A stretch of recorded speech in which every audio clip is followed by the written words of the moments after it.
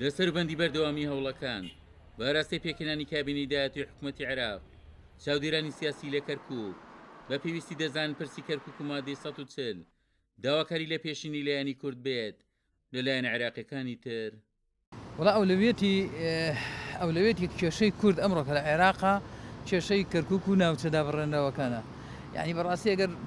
هەر کەسە بچێتە مفۆزات بۆ بەغدا هەر کەسە بچێت دانوستان لەگەڵ بەغای بکە ئەگەر پرسی کەرکووک و ناوچە دابڕێنراوەکانی تر لە بەرنامەیە نەبێ یعنی وەگەوە وایە هیچی نەکرد بێ. ئەبێ ئەم جارە حزبە کوردیەکان و حکوومەتی هەرێم تێکڕا هەر هەمووی بەیەکەوە ئەولەوێت و کار و ئیشەکانیان ئەوە بێکەوە باسی مەسلەی 140 بکرێ و ئەو شوێنانەی کەوا ئەمڕۆ حکوومەت بە تاگلایەنە حکمی ئەکا بۆ ئەوەی کەرکووک دۆخی کەرکووک ئاسایی بکرێتەوە وەک جاری جاران وەک پێش کاتی 2014 پێشتریش جا بۆیە هیوادارین ئەم جارە ئەو داواکارانی سەرکردایەتی سیاسی کورد بێتە ئەولەوێتی یان ئەوەتانێ بێتە وەرچەرخانێک بۆ داواکاری جدی منطقەی جەناکۆک لەبەرەوەی منطقەی جەناکۆک بە بێ داواکارێکی جدی ئەستەمە بتوانین بەرگە بگرین لەم بارودۆخی ئێستاە. بە بڕۆی چاودێرێکی سیاسیش لە پێناو دەستەبەرکردنی مافەکانی کورد لە کەرکووک پێویستە لایەنە کوردستانیەکان بستنە نێو هاوپەیمانێتیەکەوە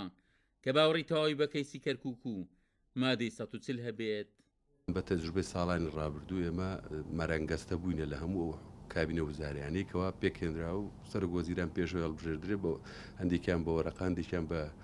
شەفەوی وعدی زۆر شتیاندا بەڵام جێبەجێ نەکرا چونکە کێشەکانی کورد لە خۆیان ئالۆزە کەڵەکە بووی چەند ساڵی ڕابردووە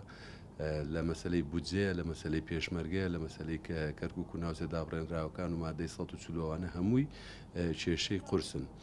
بۆیە مفاوزاتکردن لەگەڵ هەر کوتلەیەکا بێ پێش هەموو شتێت دڵنیاییت ئەو کوتلێ دڵنیایی تەواو بداتەوە کاجارێکی تر ناگەڕێنەوە بۆ ئەو چوارگۆشانەی کە پێشتر ئێمە تایە زەرمەند بووین. ساڵانی ڕابردوو لە چوارچێوەی ڕێکەوتنە سیاسیەکاندا بەر لە پێکەنانی حکوومەت